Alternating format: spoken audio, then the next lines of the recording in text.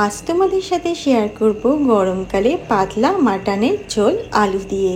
তার জন্য প্রথমে এখানে আমি ম্যারিনেট করে নিচ্ছি আদা, রসুন, কাঁচা লঙ্কা আর টক দই একসাথে মিক্সিতে পেস্ট করে নিয়েছিলাম। দিয়ে ভালোভাবে ম্যারিনেট করে 1 ঘন্টা রেখে দেবো। আর এই রান্নাটা করছি ফরচুনের রাইস ব্র্যান অয়েলে। এবার তেলটা দেওয়ার পর গরম হয়ে গেলে আলুগুলো লাল করে ভেজে নেব। এখানে আমার আলুগুলো লাল করে ভাজা হয়ে গেছে। তার উপরে দিয়ে দিচ্ছি গরম মশলা ফোড়ন, দিয়ে পেঁয়াজ কুচিটা দিয়ে ভালো করে গোল্ডেন ফ্রাই করা অবধি এটা ভাজতে হবে, যতক্ষণ না গোল্ডেন কালার হয়ে যাচ্ছে পেঁয়াজটা গোল্ডেন কালার হয়ে গেলে দিয়ে দেব টমেটো কুচি।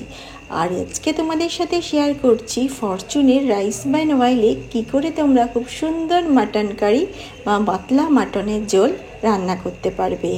তারপরে দিয়ে দিচ্ছি ম্যারিনেট করা মাটনটা দেওয়ার পর কিছুক্ষণ নাড়াচাড়া করে নিতে হবে। আমরা তো সবসময় সর্ষের তেলে রান্না করি, কিন্তু একবার কখনো তোমরা এই ফরচুনের রাইস ব্র্যান অয়েলে রান্না করে দেখতে পারো। একই রকম টেস্ট হবে, কিন্তু এটা অনেকটা হেলদি হবে।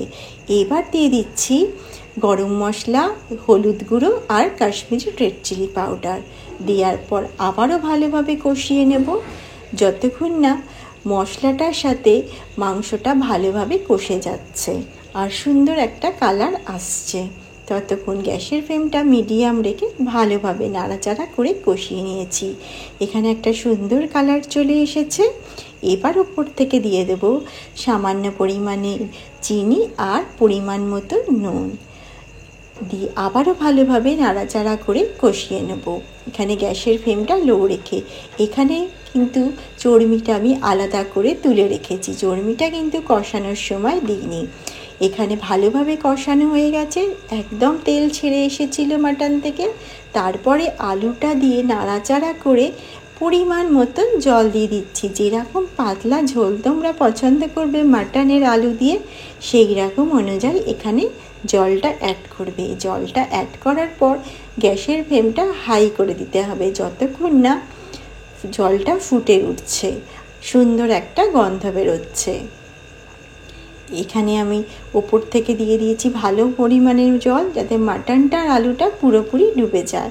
দিয়ে গ্যাসের ফ্লেমটা হাই করে এটাকে যতক্ষণ না ফুটছে কুক করতে হবে ওই 1/2 ঘন্টা মতন। 1/2 ঘন্টা পর গ্যাসের ফ্লেমটা একদম লো রেখে কুক করে নিতে হবে। গ্যাসের ফ্লেমে যখন লো করার আগে কিন্তু এখানে আমি চর্বিটা অ্যাড করে দিয়েছি।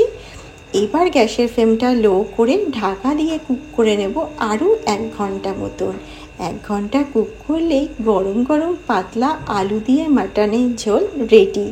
এটা তোমরা গরম গরম ভাত, রুটি, লুচি, পরোটা সব কিছুর সাথেই সার্ভ করতে পারবে।